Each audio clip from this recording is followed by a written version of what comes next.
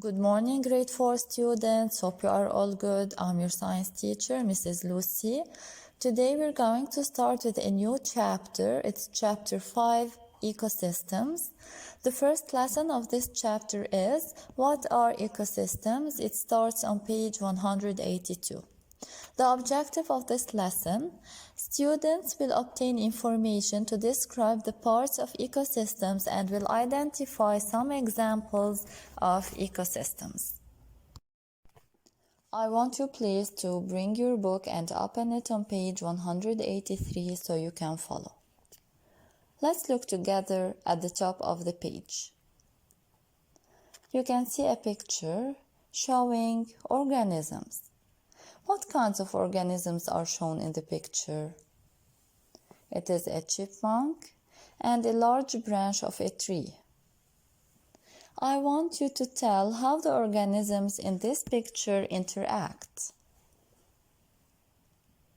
The chipmunk is using this branch of the tree as a shelter. As we explained in the previous lesson about adaptations, that organisms have specific adaptations to live in their environment. And we mentioned that a plant or animal adapted to one ecosystem may not survive in a different ecosystem. So what is an ecosystem? An ecosystem is all the living and non-living things in an environment and the many ways they interact. An ecosystem can be large like the ocean or small like a park. So here's the picture showing you the ecosystems that you may have.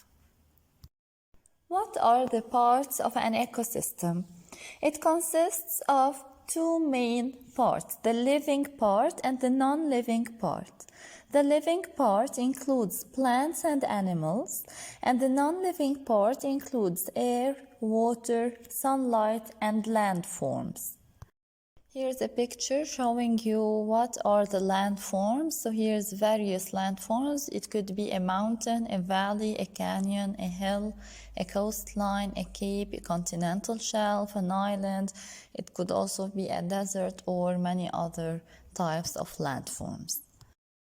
As we said, the ecosystem is all the living and non-living parts of an environment. So these organisms, plants and animals, interact with each other and with the non-living parts of the system. What is an example of an ecosystem in your community? Possible answers: it could be woods, garden, pond, stream, or many other examples. Let's solve together question number 2. The seahorse can interact with its ocean ecosystem by holding on to the coral. Why do you think the seahorse might hold on to the coral? Possible answer: the water might push it away. For that reason, it holds to the coral. As your homework, I want you to read and understand page 183 and then to solve question 1. Complete the graphic organizer below. Write details about ecosystems. Just reminding you about the main idea and details. The main idea is the most important idea in a reading section, and the details help to explain or support the main idea. So after reading this page, the main idea of it is there are many parts of an ecosystem. You should find 2 details and write them in the boxes below to complete the graphic organizer. And by tomorrow, I will send you the correction of this homework.